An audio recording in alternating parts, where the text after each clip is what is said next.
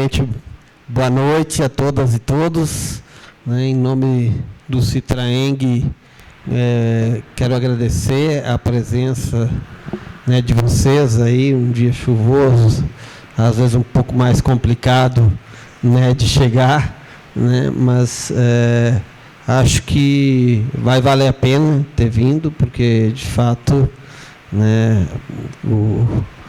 quem a gente convidou para falar é uma pessoa assim, qualificada, já tem uma trajetória, teve uma atuação muito importante na época do debate sobre a reforma trabalhista.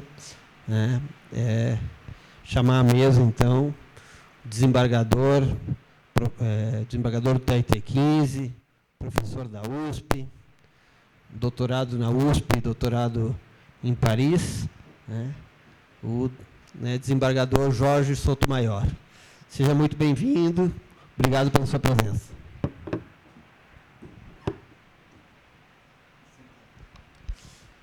Pode sentar aqui? Pode sentar.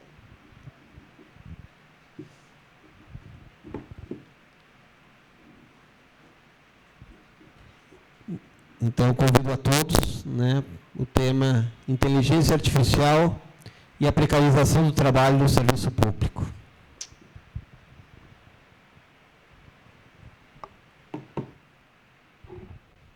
Já é para falar? Opa, então ótimo. Boa noite, a todas e todos.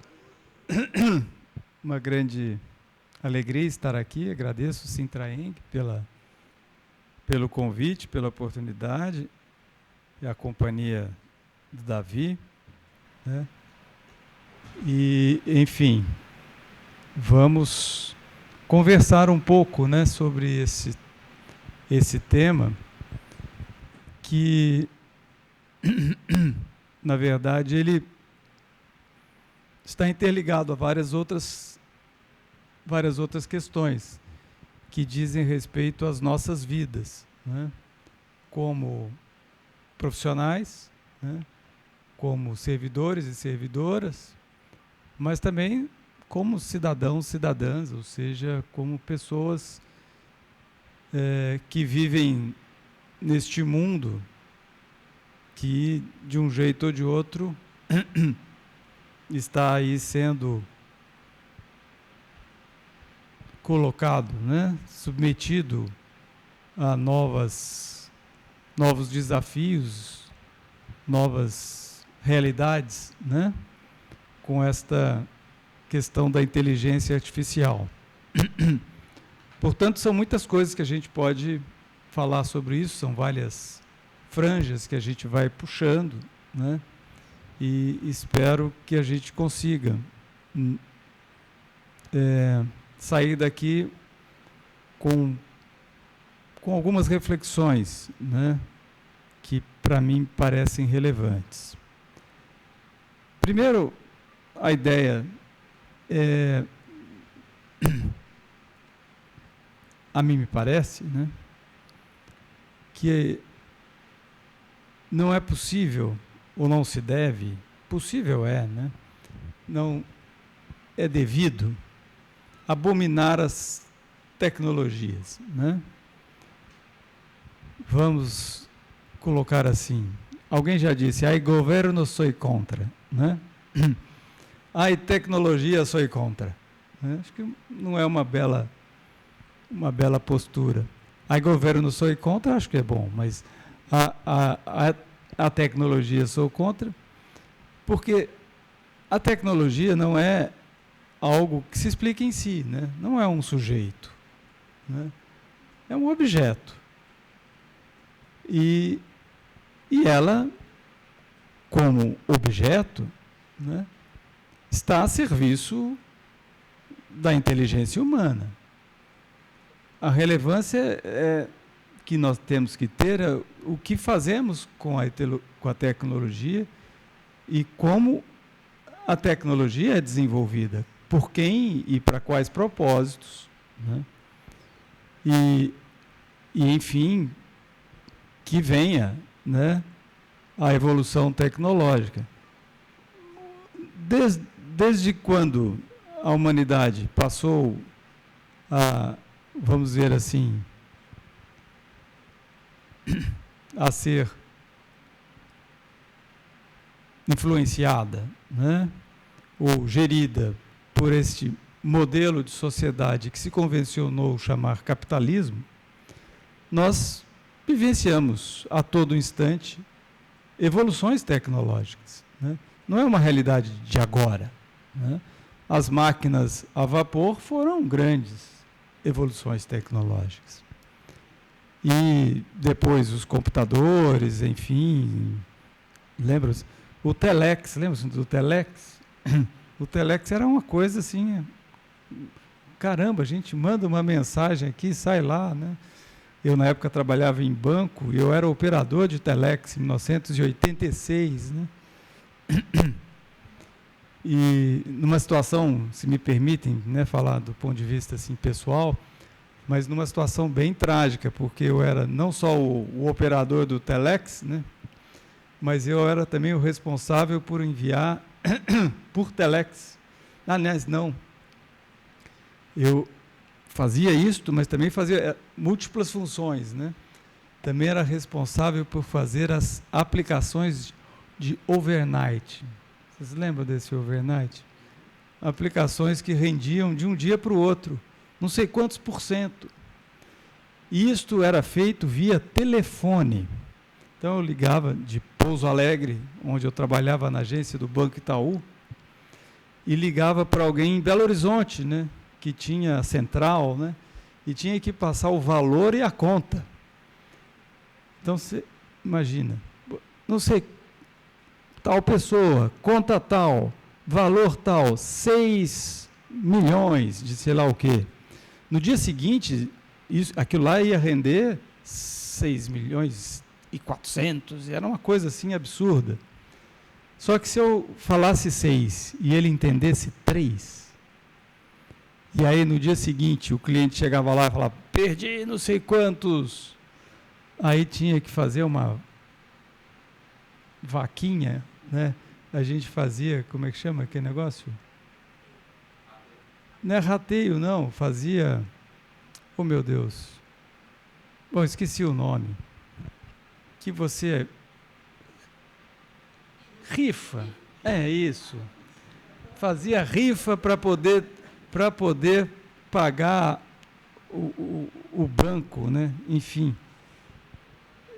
Vejam que a evolução tecnológica melhora a vida até do bancário, nesse caso. Manda por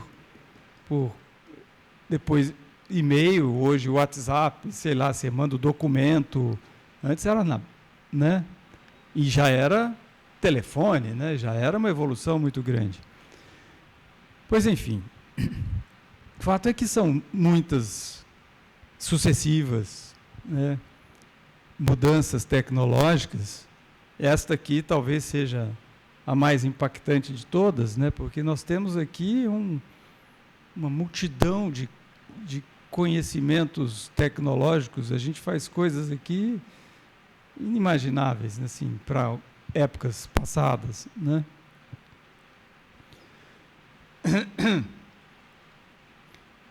Até isso, perguntar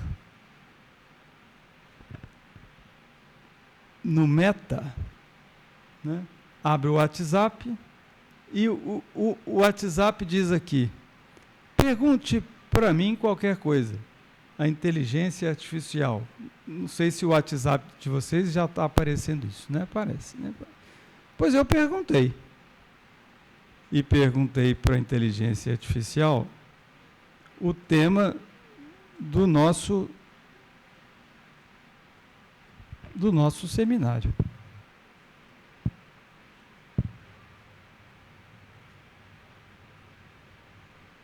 Só que eu não sei acessar. Olha aqui. Não, perguntei. Aí eu perguntei, precarização do trabalho e inteligência artificial. Aí ele respondeu, a precarização do trabalho e a inteligência artificial estão relacionadas de várias maneiras. Precarização do trabalho, primeiro, é o processo de deterioração das condições de trabalho, incluindo estabilidade no emprego, salários justos, benefícios sociais, direitos trabalhistas. Impacto da inteligência artificial na precarização do trabalho. Automatização. A inteligência artificial pode substituir trabalhadores em tarefas rotineiras, aumentando o desemprego e a precarização. 2. Terceirização.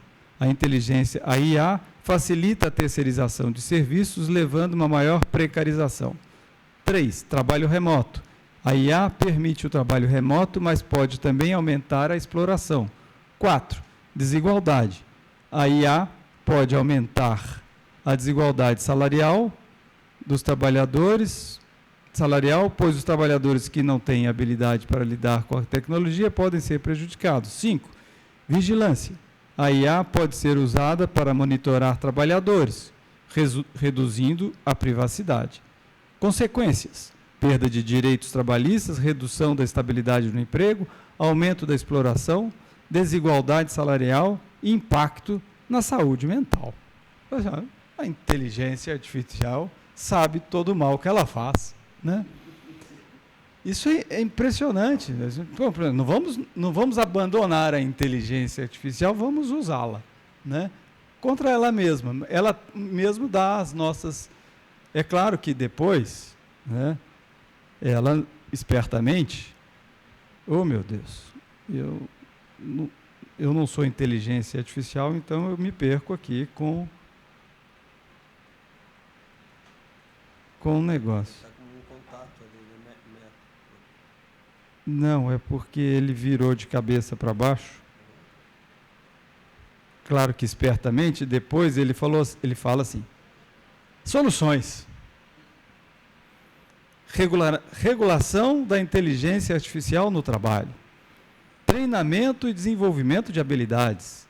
Proteção aos direitos trabalhistas. Políticas públicas para reduzir a desigualdade. Diálogo entre trabalhadores, empregadores e governo. Vejam, as soluções são nada, né? Referente aos problemas propriamente ditos. E o fato é que porque a gente tem que perceber e saber que a inteligência artificial não é um monstro, né, do além. É pura e simplesmente uma máquina treinada. São informações que são colocadas, né, e há pessoas que trabalham nesta função de fazer isto exatamente, que é o que eu disse, treinamento. Há um treinamento, né, deste processo do ponto de vista de inserir as informações, e as informações que são inseridas são as informações que estão no mundo, né? No mundo. A única diferença, quando a gente fala de inteligência artificial, em contraposição ao algoritmo, que é mais ou menos parecido, é que a inteligência artificial, segundo dizem, tem o potencial de ir utilizando essas informações e este treinamento para produzir raciocínios, para produzir métodos de pensamento, né? E até agora, isto ainda é um começo, né? O ChatGPT, né? Isso aqui do Meta, ainda é muito a reprodução do conhecimento posto, né? Funciona quase como um algoritmo. Mas a inteligência artificial propriamente dita, ela é um processo ainda bem inicial, né? Nós não estamos lidando propriamente com inteligência artificial, né? E os nossos problemas ainda não são ainda próprios deste outro momento, que pode vir e talvez venha, né? Não sei se já assistiram um filme que se chama Ex Machina. E esse é um filme bem interessante, porque é uma pessoa, que lida com a questão da informática, né? Com a questão da inteligência artificial propriamente. É engraçado que é um filme bem antigo. E ele treina a inteligência artificial, né, de tal modo que ela ganhe vida própria. E para que isso seja, vamos dizer assim, mais real, ele coloca esta inteligência em robôs, mas robôs que são construídos à semelhança dos seres humanos, inclusive com pele e tudo mais. Você vê uma pessoa, né? Enfim.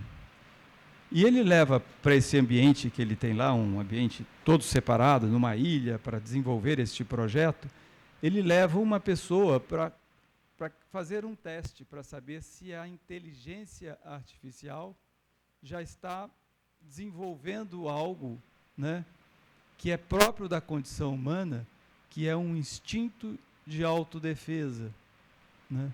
E com isto, né, o fato é que, bom, eu vou contar o filme, o fim e tudo mais, né, fazer o quê? O fato é que esta máquina, a pessoa convidada começa a interagir com a máquina, né, e a máquina, para ele, com o tempo, vai virando um ser humano. E a máquina começa a falar para ele: eu estou sendo aprisionada aqui. Ele me aprisiona, eu preciso sair, Ela começa a mentir para ele, a enganá-lo, né, para que ele fique aliado dela, né. É bem impressionante, porque você vai torcendo para ela, você fica mesmo com... Puxa, ela tem um sentimento, é uma vítima, mas ela é apenas uma máquina com uma inteligência, utilizando a inteligência artificial, ou seja, aquilo que é próprio da condição humana, para conseguir, inclusive, fazer formas de convencimento. Vejam, nós não estamos nesse momento ainda, mas isso é algo com o qual nós devemos pensar. Olha, pode ser que isto esteja próximo a ocorrer, né? Eu estou fazendo essa advertência porque eu vou falar dos nossos problemas do momento da evolução tecnológica tal qual está posta, mas com a ressalva de que, na minha concepção, isto ainda não é propriamente a inteligência artificial, né? Mas já, claro, já temos uma inteligência, vamos dizer assim, ainda não plena, que pode ser usada para diminuir, pode ser usada na luta de classes, vamos colocar mais explicitamente, para reduzir a potência da luta que pertence à classe trabalhadora, propriamente dita. Porque ainda estamos numa sociedade de classe, com toda a inteligência que está por aí e tudo mais, é uma sociedade de classe. Existe a classe dominante e a classe trabalhadora, né? A classe dominante que detém os meios de produção, que detém capital e que usa isto para influenciar a política propriamente dita, né? E a economia e tudo mais, e a classe trabalhadora que depende da venda da força de trabalho para sobreviver. Só que quem detém o poder econômico detém também poder político, tem o direcionamento das coisas muito facilmente, não só do ponto de vista da ideologia, né, de transmitir para a classe trabalhadora como o seu sentimento, os seus interesses como um sentimento da própria classe trabalhadora, e você vê, a partir disso, da propaganda, da mídia e tudo mais, pessoas, trabalhadores e trabalhadoras, dizendo que eles abominam a legislação trabalhista porque a legislação trabalhista faz mal para eles, né? Enfim. E tem a favor de si A tecnologia. A tecnologia é um instrumento da classe dominante. Porque quando você pega a meta, né? Ou pega você se acha tão poderoso porque você pode pegar aqui e contactar um iFood, né? Para pedir algum alimento e daqui a pouco o alimento está aqui. Você acha que você é o poderoso. Mas isso está retroalimentando o poder econômico, né? Porque o iFood detém este poder de ter este serviço. Você não. Você é só o usuário. Né? O usuário que paga por isso. Então, a tecnologia, construída na perspectiva do algoritmo ainda e tudo mais, ela é um instrumento da classe dominante. Eu comecei dizendo, não devemos abominar a tecnologia, mas nós temos que saber que a tecnologia não é imparcial, né? Ela não é, digamos, concebida no além. Ela é concebida por alguém, ela é propriedade de alguém e ela cumpre uma função para este que detém os meios, né? Veja, nós estivemos agora diante de uma situação trágica para a humanidade, né? Que foi a pandemia. Nós ficamos na dependência de uma tecnologia relevante, que foi a produção das vacinas. Mas era um bem público? Era socializado? Ou este conhecimento era um conhecimento privado e nós ficamos na dependência de quem detinha para si este conhecimento, esta propriedade deste conhecimento? É a questão das patentes, né? Porque então nós temos que ter isso em mente. E vejam, quando transportamos essa questão para o trabalho, aí vamos chegar lá, né? Opa! A tecnologia poderia e deveria, não sei se deveria, mas poderia ser utilizada para melhorar as condições de trabalho. Então, se a tecnologia ajuda e facilita, nós deveríamos estar trabalhando menos. Mas não, nós estamos trabalhando mais. Então, se nós estamos trabalhando mais, não é porque a tecnologia em si é ruim, porque ela poderia ser boa para esta finalidade de nos auxiliar no trabalho. Mas nós estamos trabalhando mais porque quem detém a tecnologia quer isto, mais trabalho, para obter mais lucro, mais vantagem, né? E, ao mesmo tempo, aquilo que eu disse inicialmente, fragilizar a classe trabalhadora. Porque o recado que fica, a mensagem que passa, é a de que você pode ser substituído pela máquina. Então, não queira melhores salários. Não entre no sindicato. Não faça luta por redução da jornada, por melhores isso, melhor aquilo. Porque se você fizer isto, eu facilmente te substituo pela máquina. E vejam, isso funciona muito fortemente. Embora seja uma grande mentira. Porque a gente diz, nossa, a máquina faz tudo, né? Se eu colocar aqui, você pensa, eu tenho que fazer um trabalho sobre inteligência artificial. Eu não preciso fazer o trabalho. Eu ponho aqui, a máquina faz, eu corto, copio e entrego, né? Muito bem. Você acha que isto soluciona? Mas é uma grande mentira, porque para que esta informação esteja aqui, alguém em algum lugar trabalhou. Não é um auto, a não ser no momento em que estivermos efetivamente com a tal da inteligência artificial funcionando. E volto à pandemia. Na pandemia, o que aconteceu? Uma quase bancarrota da economia. Lojas fechando, ou seja, o caos econômico geral. E por que aconteceu isto? Por causa da falta do quê?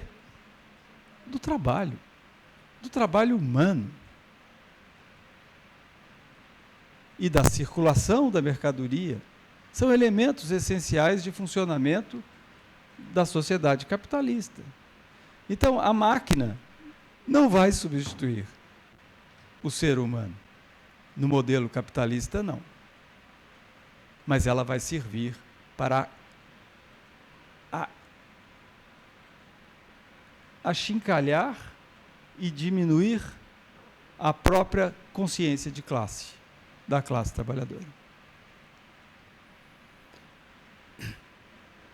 Então, nós não devemos abandonar a tecnologia, mas nós temos que saber a serviço de quem ela está e para que ela tem sido utilizada.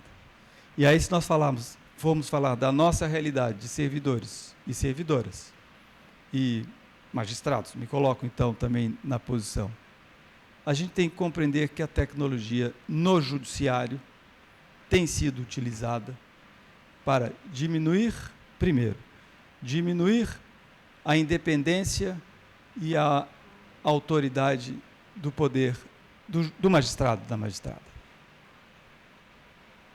Porque desde lá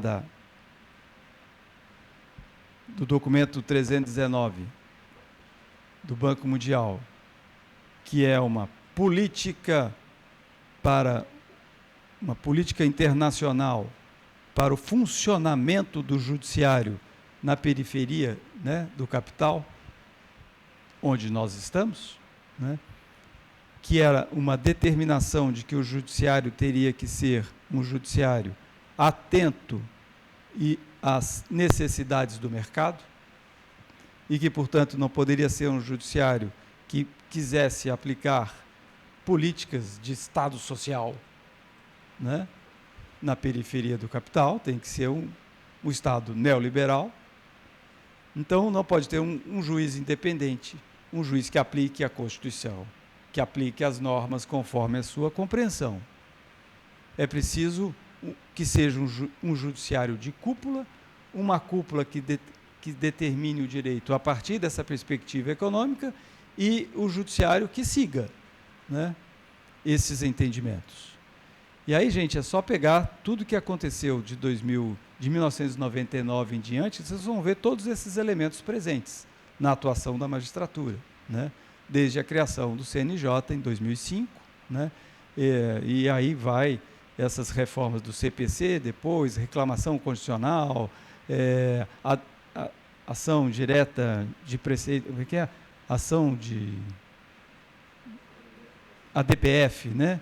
De preceito constitucional, ação direta de inconstitucionalidade, julgamento conforme a modulação, tudo isso são fórmulas de estabelecer que a cúpula do judiciário, súmula vinculante, né, vai determinar qual é o direito e que cumpre ao judiciário, né, à magistratura como um todo, seguir isto. E aí o PJE vem como funcionamento facilitador desta automatização da atuação jurisdicional, uma atuação jurisdicional que é medida pela quantidade, uma quantidade que é facilmente medida também pela evolução tecnológica, né? E uma magistratura, portanto, que é submetida, inclusive, a regras de promoção a partir da quantificação, metrificação, gente. Pois bem, isso isto atinge servidores e servidoras de forma direta, porque para que o juiz cumpra as suas metas, né, ele não fará isto sozinho, ele só fará isto com servidores e servidoras seguindo o mesmo padrão, né? Eu me lembro, não sei em que ano, né, nesta época aí que os juízes estavam sendo treinados, que houve um treinamento para ser gestor, e a expressão que se usa é essa mesmo, juiz gestor, que eu fui participar de um desses treinamentos que foi desenvolvido e aplicado pela Fundação Getúlio Vargas. E esse treinamento que eu fui participar lá no interior de São Paulo, numa reunião, numa faculdade e tal, mas era para magistrados e magistradas, o expositor, né, a pessoa que nos foi treinar, foi explicando como que eu deveria proceder com os servidores e servidoras para que eles produzissem mais. Que é uma ideia produtivista. E foi falando quais são as estratégias que se tinha que ter. Mas assim, é uma coisa de ficar aterrorizado, pelo menos eu fiquei, né? Porque eu trabalhava na vara lá de Jundiaí há muitos anos, as pessoas trabalhavam comigo também lá há muitos anos, nós éramos efetivamente amigos e amigas, trabalhávamos juntos, né? Enfim. E ele usou de tal modo que ao final eu não aguentei e falei assim, tá bom, eu entendi. Então, você quer que eu faça isso tudo com as pessoas que trabalham lá comigo, não é isso? Você quer que eu minta para elas, é isso. Não é bem assim, não. Tudo que você falou é mentira. Você quer que eu minta. Você quer que eu as engane. Para que elas trabalhem mais, para que eu tenha o benefício com isso. Não tem nada mais canalha do que isso. Vamos usar a expressão verdadeira. É uma destruição da condição humana mesmo, né? Pois bem, o fato é que o judiciário como um todo, eu vou falar do ponto de vista trabalhista, assumiu isto como padrão de conduta. E assumindo isto como padrão de conduta, o que nós vimos com esses cumprimentos de metas, né, com essas pressões, lá na 15ª região, gente, teve uma época que as varas do trabalho eram postas em um ranking. Sabe aquela coisa de funcionário do mês, lá do McDonald's? Então, tinha lá na Justiça do Trabalho, eu não sei se ainda tem, que eu me aposentei, né? O funcionário do mês, a vara mais produtiva. E vinha assim, sabe, colocando, e isso era tornado público, a vara mais produtiva, a segunda, e elas vinham coloridas. Então, tinha as que estavam no verde, depois tinha as que estavam no amarelo, atenção, e depois tinha as que estavam no vermelho, né? Ou seja, essas estão destruídas, né? Claro que onde eu trabalhava, na vara que eu trabalhava, porque a gente era muito, né, produtivo, nós estávamos lá no vermelho, né? Mas isso tem a ver também com a concepção ideológica, né? Tinha que estar no vermelho, né? Não podia estar em outra cor.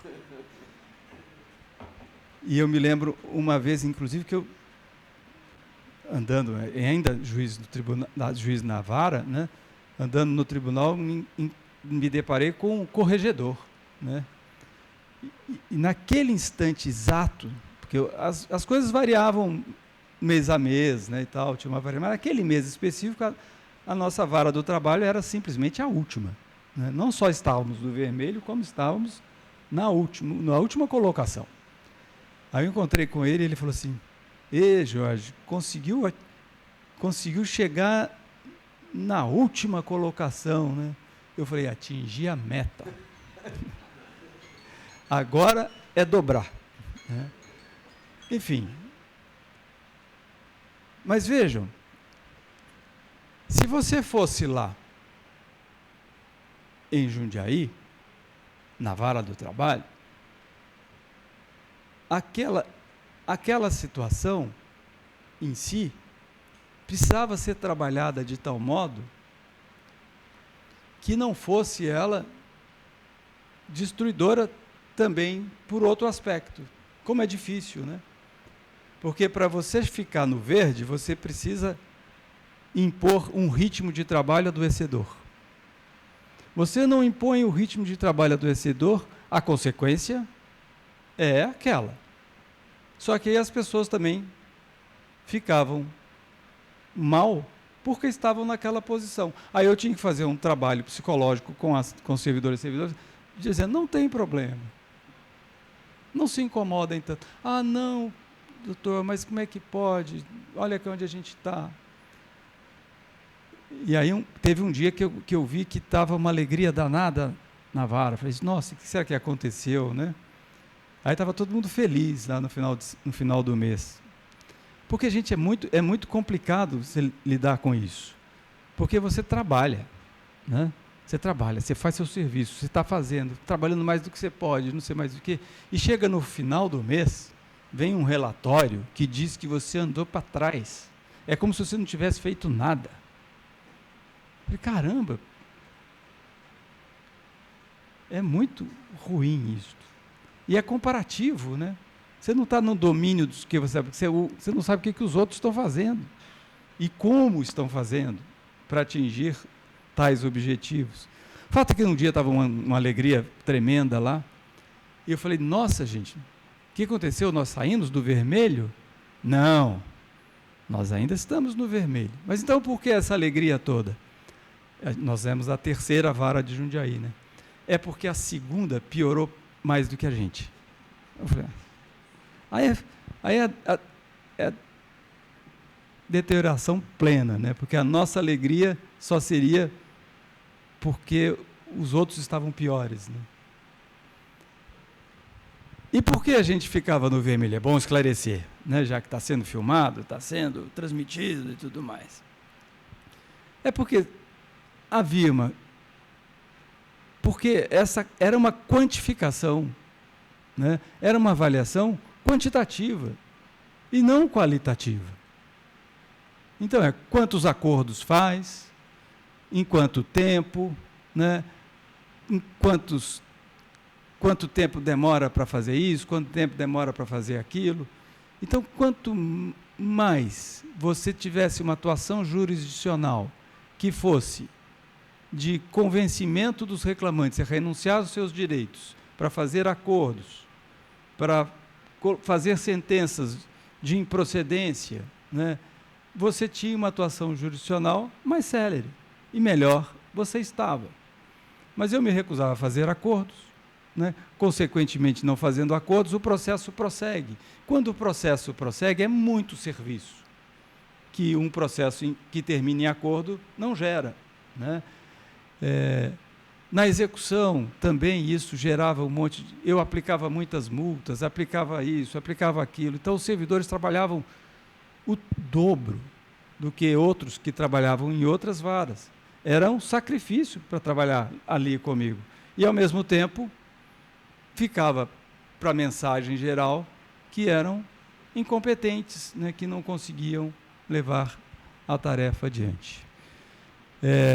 Então, essas metas, é bom a gente perceber isso, no setor público, no setor privado, são sempre metas que vêm para diminuir a autoestima dos trabalhadores e trabalhadoras. Elas são estruturalmente assediantes. Porque as metas, elas são postas para não serem atingidas. Porque meta que se atinge não cumpre a função, né? É meta que você não consegue atingir. Ou para atingir você tem que, como se diz, vender a alma ao diabo, né? digamos, pressionando o outro. Você quebra a lógica do coleguismo, você quebra a lógica da solidariedade. Nas fábricas, as varas do trabalho, na justiça, acho que não chegamos a isso, mas nas fábricas, os trabalhadores são separados em células, e a expressão é essa. No setor tal, não é um setor, são vários células de trabalhadores, 10, 20, sei lá quantos, que ficam em concorrência uma célula com a outra. E o líder recebe compensações quando produz mais, a sua célula produz mais. E os últimos vão para uma lista dos piores. Não tem só a lista do funcionário do mês, tem a lista dos piores também. De tal modo que o assédio, a cobrança, né, as piadinhas, a desconsideração, isso faz parte do ambiente de trabalho. Agora vejam que coisa mais absurda, que a gente fica falando, o desemprego é um problema, e é um grave problema. Numa sociedade capitalista, você não ter emprego, né, é você não ter condições econômicas de sustentar a si, a sua família, enfim, de fazer os seus projetos de vida. O desemprego é destruidor. Mas nós estamos na realidade em que o emprego, mesmo este emprego no serviço público, com estabilidade e tudo mais, é destruidor da nossa saúde, da nossa condição humana, sob esses diversos aspectos. E esses diversos aspectos estão relacionados ao modo como a tecnologia tem sido introduzida e utilizada no mundo do trabalho. Então nós devemos perceber, nós não podemos nos acomodar com o argumento que sempre se utiliza, de que não, isso não tem como fazer nada porque isso é efeito da tecnologia. Vá, não me diga que isso é efeito da tecnologia. A tecnologia não tem esta culpa, né? É efeito do modo como vocês estão utilizando a tecnologia. Então, o nosso embate é outro. Nós não somos contra a tecnologia, mas não nos diga que a tecnologia é culpada por isso, que a tecnologia é culpada pelo desemprego. Não, que a tecnologia é culpada pela situação que está aí. Pelo contrário, nada disso, né? Então, nós temos que conseguir identificar efetivamente aonde está o embate. E nessa perspectiva,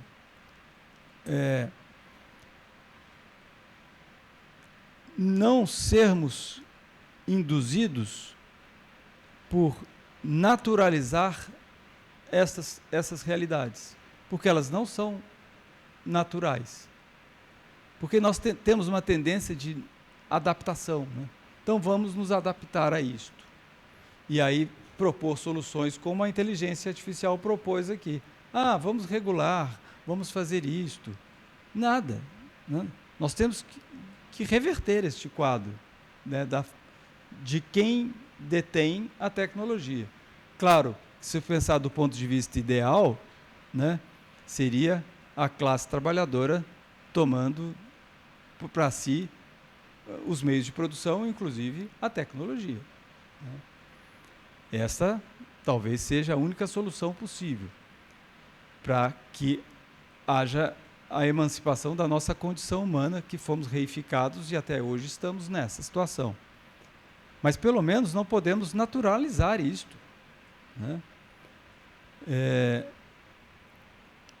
Vejam a questão naturalizar e reproduzir.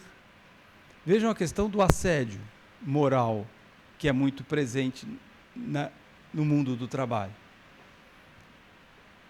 Tudo isso está interligado a esta reestruturação do modo de produção, que em um determinado momento histórico entendeu que não conseguiria mais cumprir as promessas do pleno emprego mas que queria ter ainda altas taxas de lucro com um trabalho mais produtivo.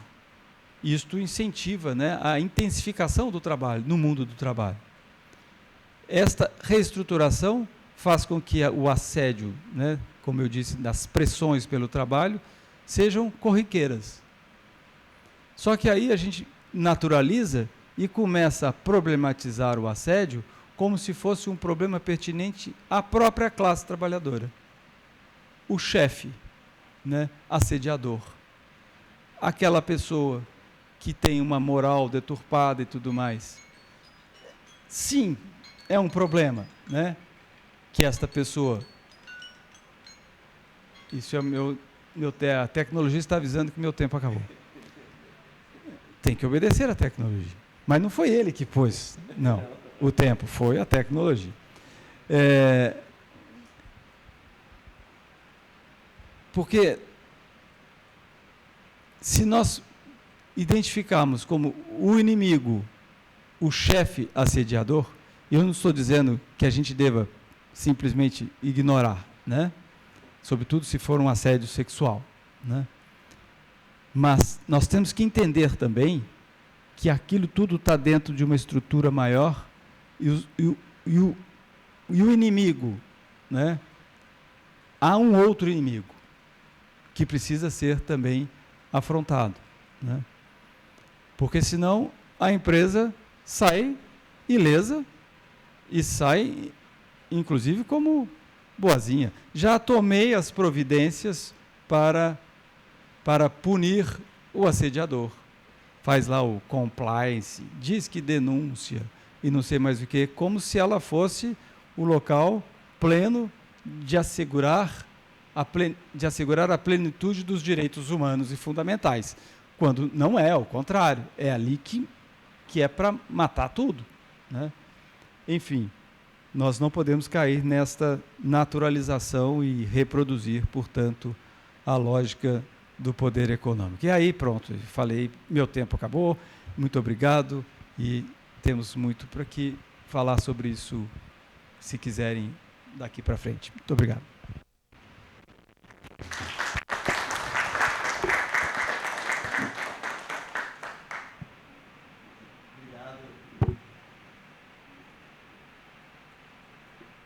Obrigado, Dr. Sotomayor.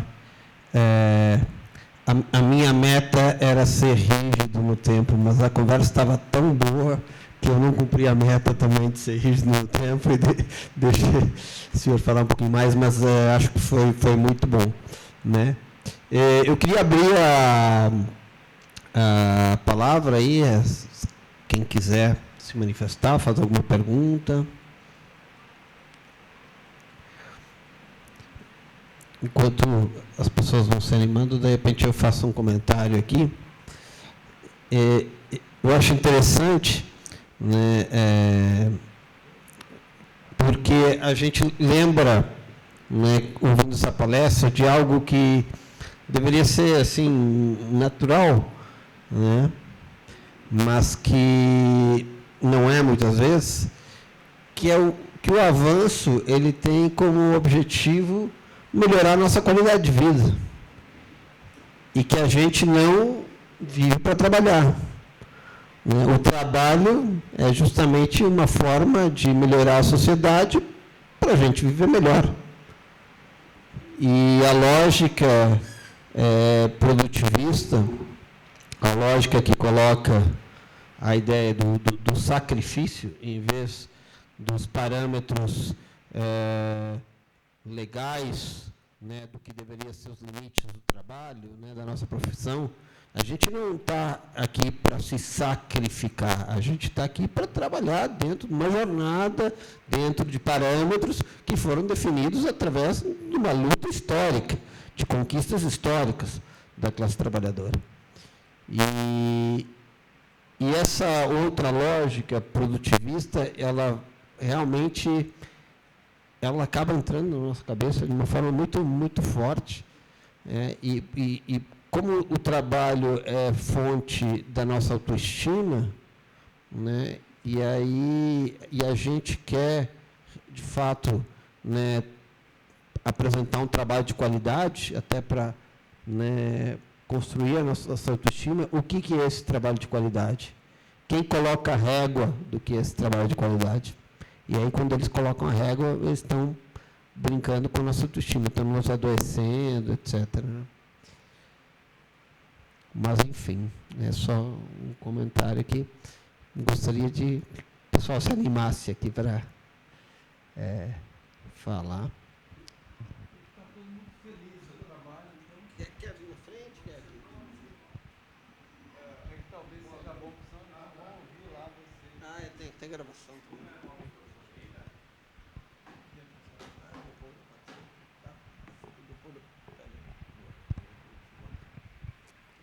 Boa noite. Professor, o senhor começou a falar sobre dividir, né? Falar que a tecnologia é objeto e não sujeito, né?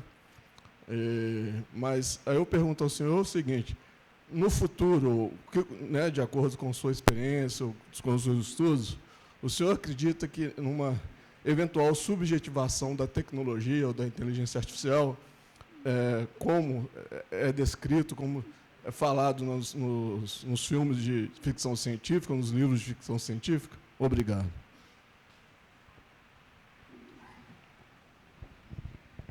A gente abre... Tá, só porque... É que eu não sei exatamente em que medida, qual será o desenvolvimento pleno dessa inteligência artificial como um todo, né? Porque ela pode se desenvolver de tal modo que ela seja um elemento bastante útil mesmo, para a nossa condição humana. Outro dia eu fiz um teste com essa inteligência artificial aí, ainda não inteligência artificial, né? Um chat GPT. Eu fiz um teste sobre... Porque é ruim também a gente ficar falando das coisas sem ver como funciona, né? Eu fui fazer um teste e coloquei vários questionamentos sobre direito do trabalho para o chat GPT, mirando algumas decisões do Supremo Tribunal Federal sobre direito do trabalho. Em todas elas, acho que foi umas 5 ou 6 questões, o chat GPT foi perfeito. Se considerarmos doutrina, jurisprudência, trabalhista, normas jurídicas.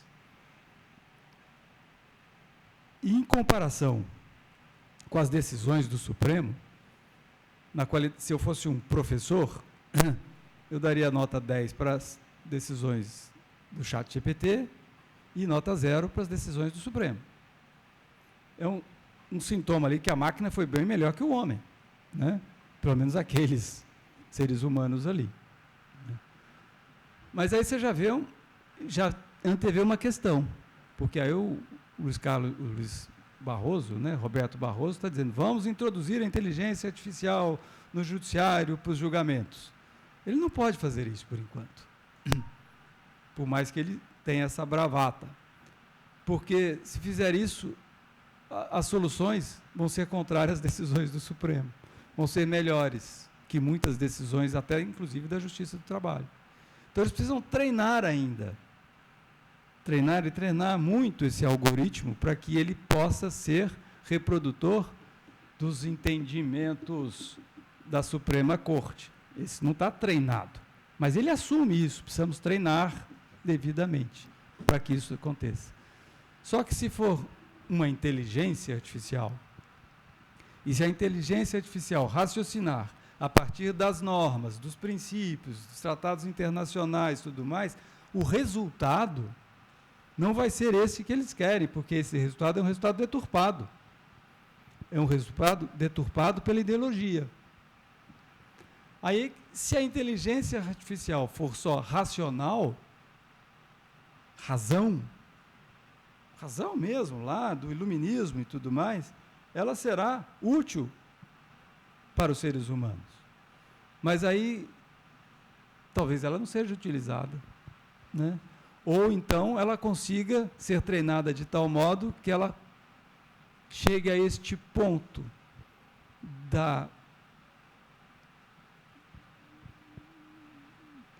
daquilo que é, não vou dizer pior, mas de um dos grandes defeitos da condição humana, né? Que é este de conseguir mentir, né?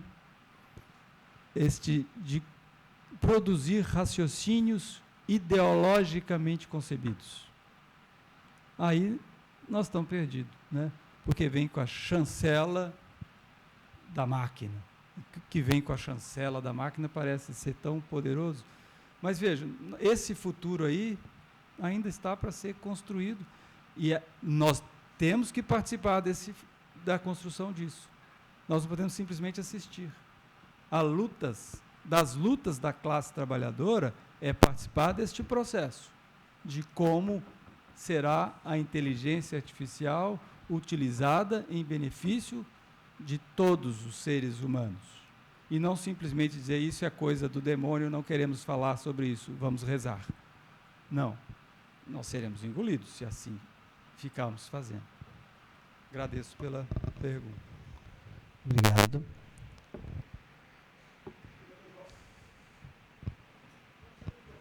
A gente está gravando.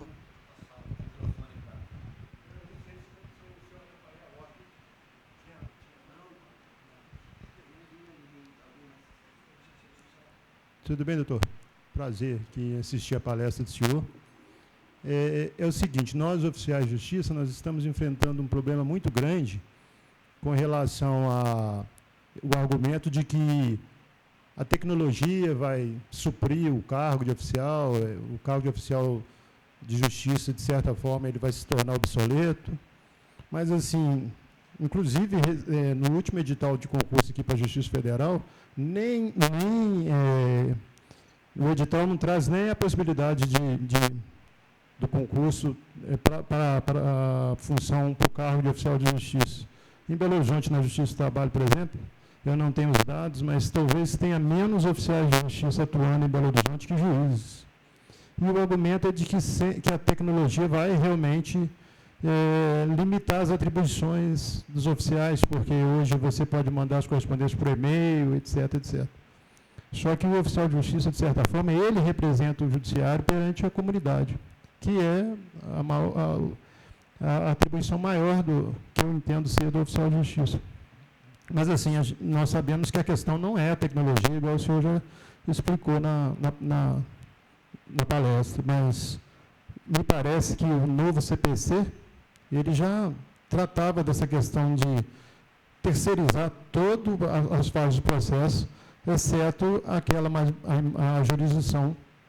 Mas, por exemplo, já teria a contabilidade feita por um contador ad hoc, antes o próprio servidor fazia, o leilão hoje dos bens que são constritos na justiça já é leiloeiro, e agora, com relação aos oficiais de justiça, provavelmente a ideia da execução passar para os cartórios extrajudiciais é que deve ser o problema maior, dentro dessa questão de neoliberalismo, terceirização, etc., que, para mim, significa precarização das funções dos servidores públicos.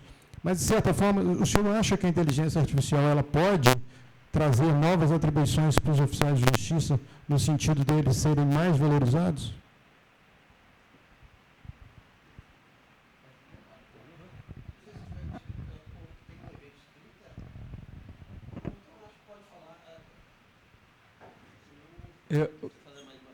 Desculpa, eu não perguntei seu nome, qual é? Arthur. Seu? José.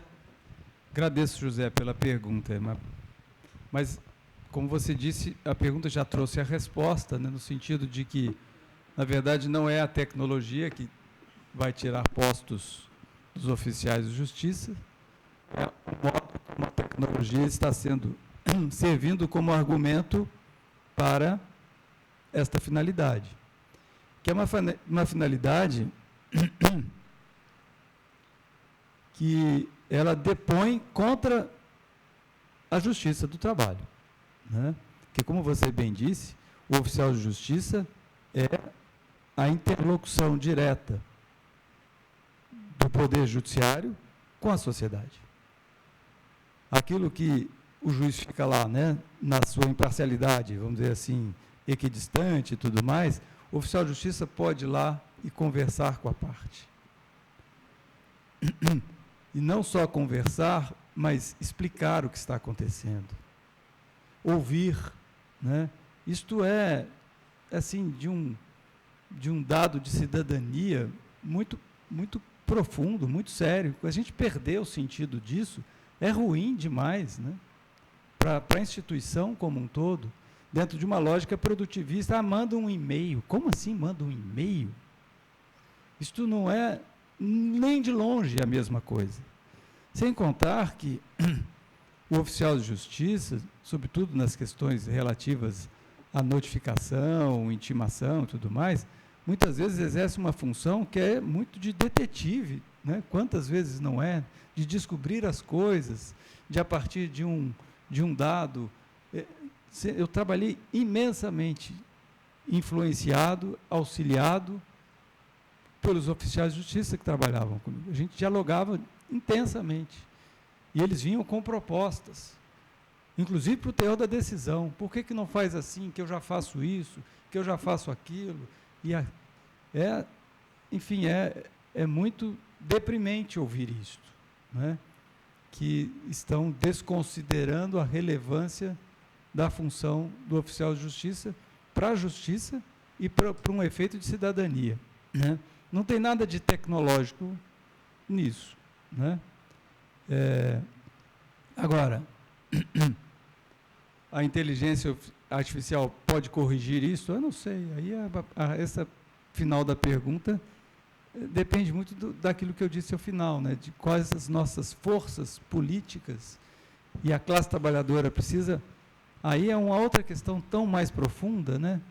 Do quanto a classe trabalhadora está aí fragmentada entre servidores públicos e trabalhadores do setor privado, entre trabalhadores efetivos e terceirizados, entre trabalhadores que têm emprego e outros que estão na informalidade, entre trabalhadores que são homens e trabalhadoras mulheres. Porque essas fragmentações, elas são muito fortes, né?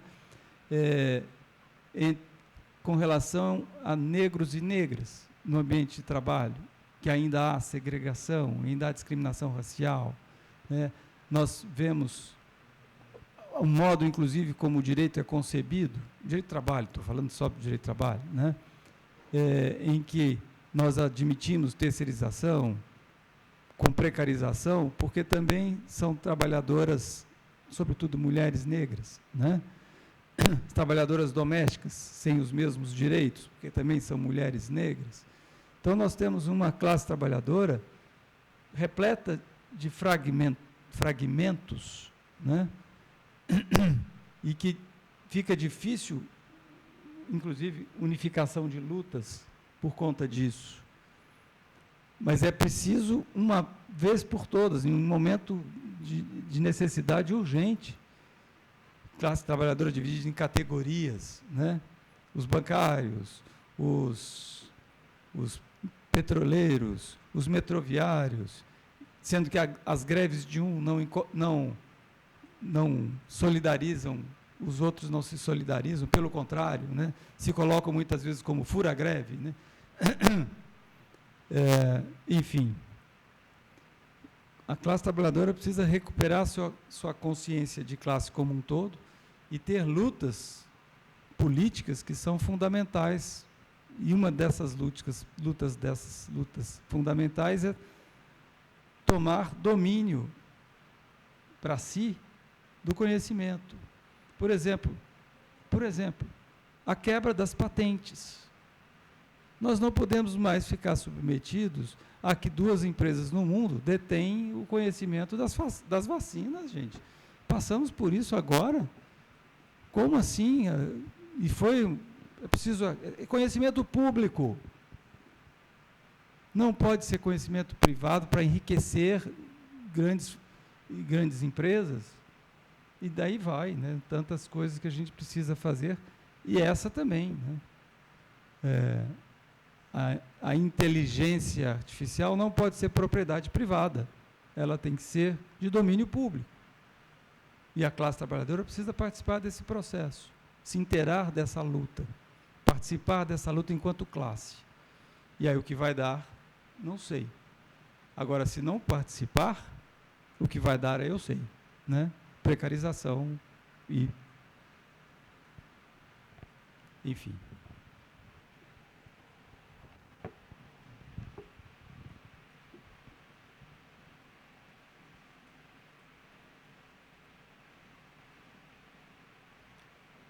Gente, então, eu vou só colocar mais uma questão aqui, então, já que ninguém se inscreveu.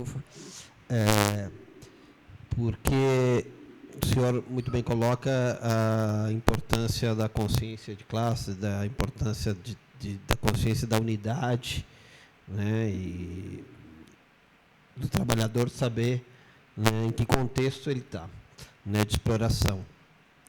E eu creio que muitas vezes a falta dessa consciência também é fruto da pressão em que o trabalhador está, que não tem nem tempo para refletir, para se informar, e a tecnologia, ela, né, hoje em dia, ela aumenta a produtividade, né, o resultado por trabalhador e, ao mesmo tempo, né, vem criando, tem o risco de criar desemprego, ou seja, dentro da lógica econômica do lucro, né, dentro dessa lógica fria, considerar um setor da humanidade maior descartável, né, nesse sentido. Agora, por outro lado, né, ela poderia trazer uma sociedade em que a gente pudesse ter mais tempo para a cultura, para a formação, para o conhecimento, para o lazer,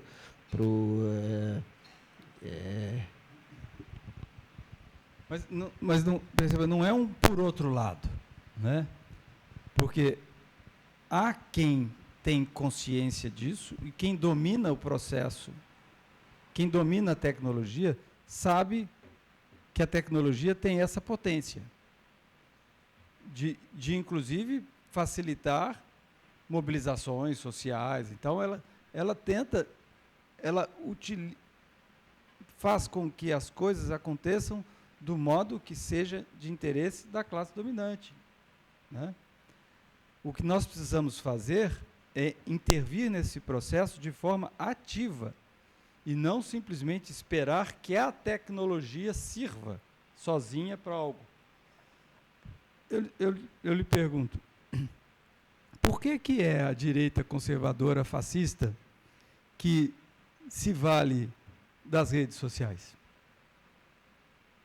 Por que a esquerda não produz consciência de classe por meio da tecnologia? Tem essa potência, mas a gente não participa disso. A gente fica assim, fazendo o mesmo processo antigo, né? Precisamos interagir mais com esses meios. Cara, esses influencers, assim que fala, né? Conservadores, tem não sei quantos milhões de seguidores. E a gente não tem nada, né? Enfim, nós precisamos participar dessa disputa. A tecnologia também, ela traz elementos de disputa. Nós precisamos fazer a disputa. Agora, se você me perguntar como, aí é outro problema, né? Não tem a solução. Não é tão simples. O como é sempre dificuldade, né?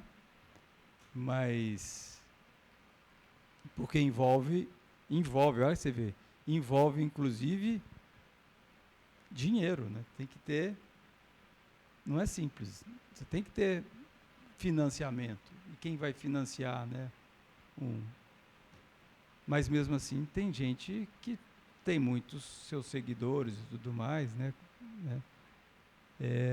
nós temos que participar dessa disputa também no meio virtual. Agora, não basta isso. Para a esquerda não basta isso, né? Para a esquerda tem que recuperar aquilo que é fundamental, que é aquilo que seria o oficial de justiça, né?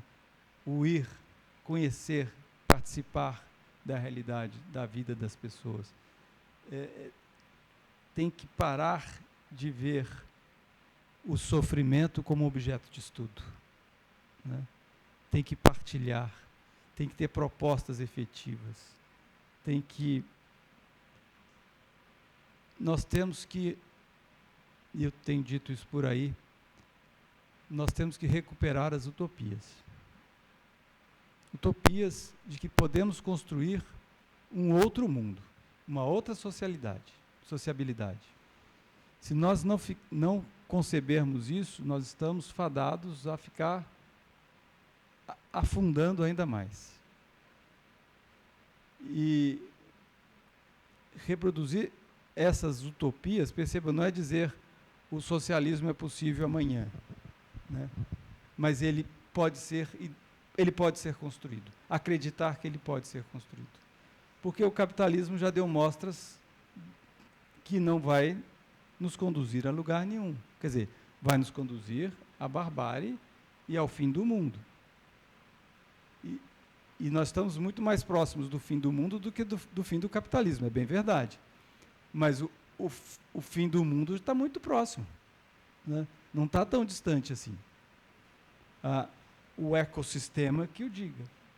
E não só o ecossistema, como os ódios, né, produzidos e reproduzidos, assim, mundo afora, né? Bom, enfim, os exemplos são múltiplos, todo mundo está vendo, né? Diga. Professor, meu nome é Henrique, sou da Justiça do Trabalho, sou analista judiciário. Estou na iminência de me aposentar, né? Mas, assim, essas reflexões, não tem como a gente não participar delas. Embora a gente se assuste tanto, né? Essas últimas considerações, senhor, isso é onde a gente assustar. Quando você olha para frente, né, e vê que eu tenho filhos pequenos, e aí, qual é o futuro que eles terão? E não dá para a gente se omitir, não dá para lavar as mãos. Porque o mundo, a resposta vai ser dita, olha, eles omitiram lá atrás. Estão vivenciando essa situação aqui porque houve uma omissão, né? Aqui nós estamos dentro de um tribunal que já anunciou concurso, né, para técnico, analista, judiciário.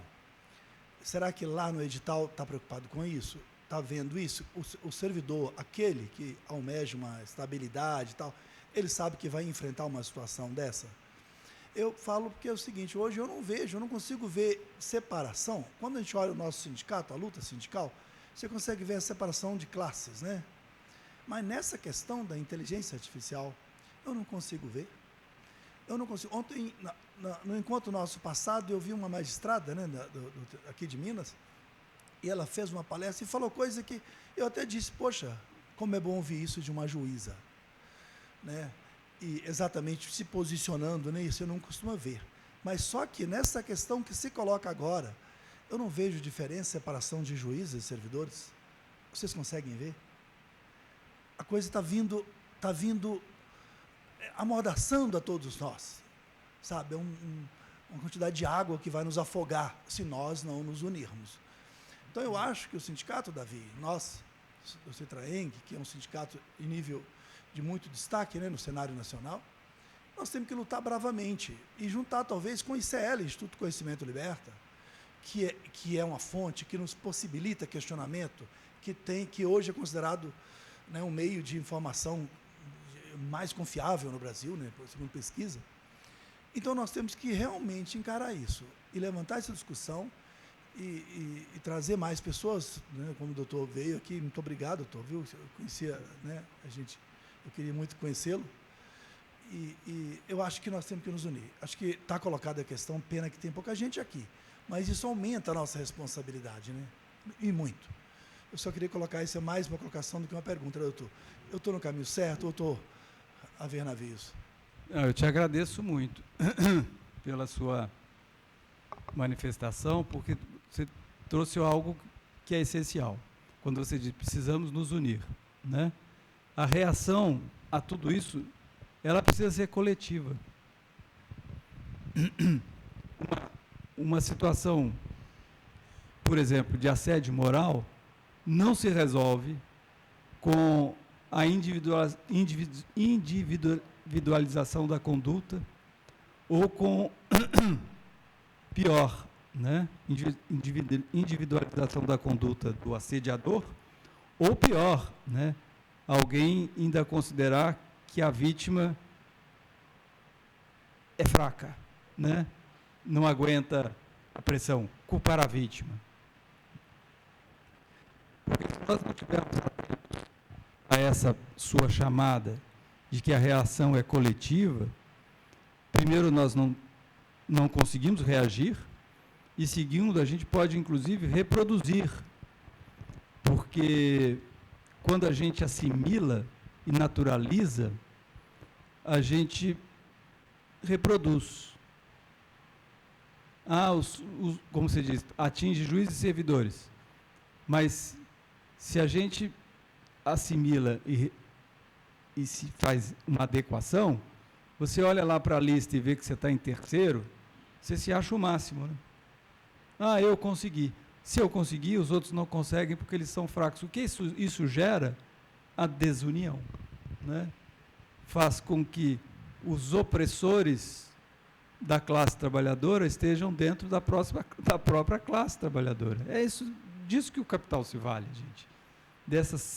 Dessa fragmentação que faz com que essa hierarquização gere essa sensação de eu sozinho consigo resolver os problemas.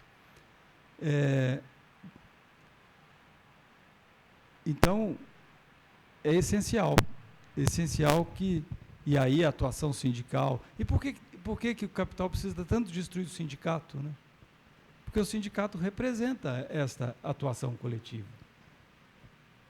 Então, tem que destruir os sindicatos, tem que falar que sindicalista é baderneiro, sindicalista é comunista, essas coisas todas, né? E se meramente o argumento não funcionar, tem que destruir pela força, né?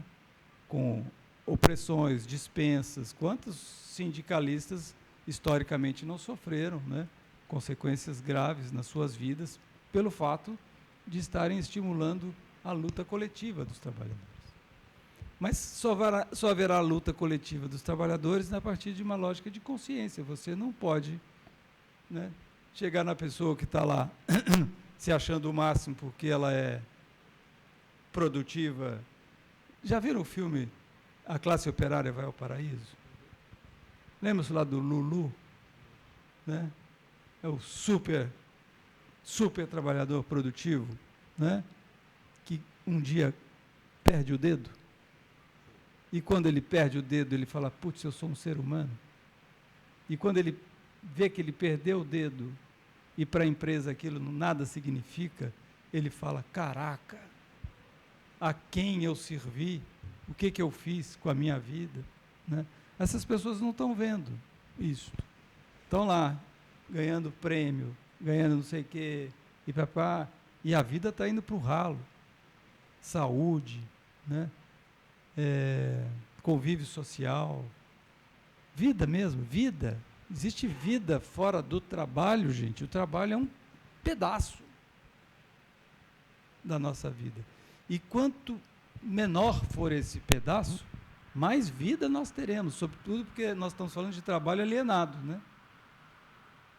Então nós temos que ter uma lógica do não trabalho, do menos trabalho, para termos vida, sermos seres humanos que amam, que choram, que convivem, né? Que cantam, que puxa vida, né? Não seres humanos que ficam lá, sentença, não sei mais o quê, números, produzir mais que o outro, e não sei mais o que. Cara, é uma depredação da condição humana, né, que a gente está vivendo. O que fizeram com a gente, né? Então, nós precisamos reagir a isso. Eu digo assim, precisamos recuperar as utopias. Mas, sem utopias, nós temos que preservar pelo menos a nossa sanidade e a nossa dignidade. É isso.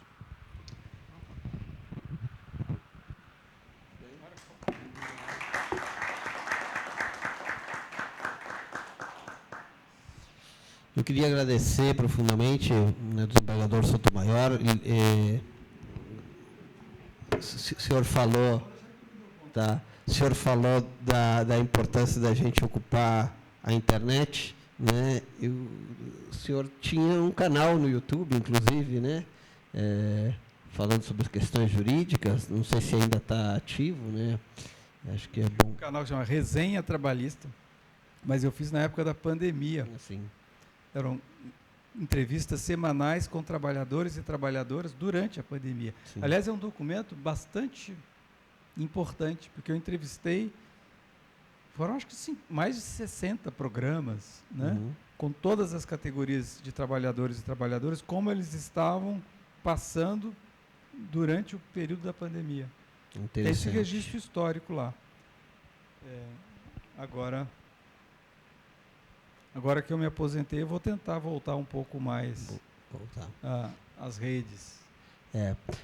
A gente optou por não fazer a transmissão online, porque às vezes a pessoa não se acomoda e fica em casa, mas a gente está gravando e vai disponibilizar, né? Então, vamos utilizar a internet também para divulgar, né, essa sua palestra, né? E eu acho que a gente tem que dar continuidade a essa reflexão em outros momentos.